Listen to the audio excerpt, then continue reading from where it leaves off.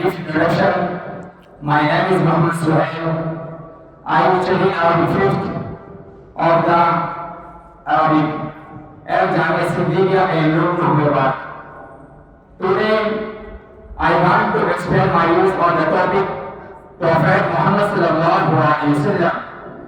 I hope you will disagree carefully. Allah sent Prophet at different times. Prophet Muhammad sallallahu alaihi wasallam was born in the year 571. This year was known as the year of the elephant. It was the year when an army had come from Yemen.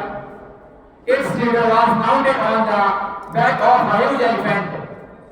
The army had got to pull down the Kaaba. The Kaaba was protected by Allah. Allah sent flights of birds which pelted the army with stones, and they were killed one by one along with their leader. The people of Mecca were so excited the sight of the elephant, and they named the year of the elephant.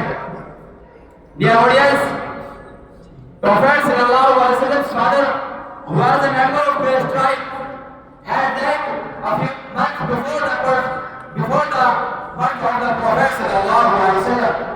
His mother, whose name was Amina, sent Muhammad sallallahu alaihi wasallam out into the desert to be nursed, as was the practice of those days. This practice is still seen among the rest of Mecca. Prophet Muhammad sallallahu alaihi wasallam was brought up there by his parents Halima. The babies become good in health in the period of the desert, and they are kept away from all things bad. Prophet Muhammad sallallahu alaihi wasallam out into the desert, and at 8 years of age, he was returned to his mother, but she died the few months before Prophet sallallahu alaihi wasallam. After that, Muhammad sallallahu alaihi wasallam out into the care of his grandfather Abdul Muttalib. He died before month after sallallahu alaihi wasallam.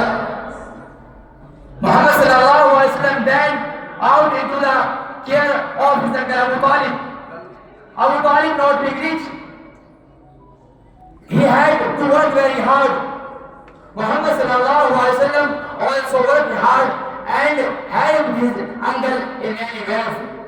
A true Muslim believes in Allah and his faith in his angels, his books. Due to shortage of time, now I am concluding my speech. Thank you. Assalamu alaikum wa rahmatullahi wa barakatuh.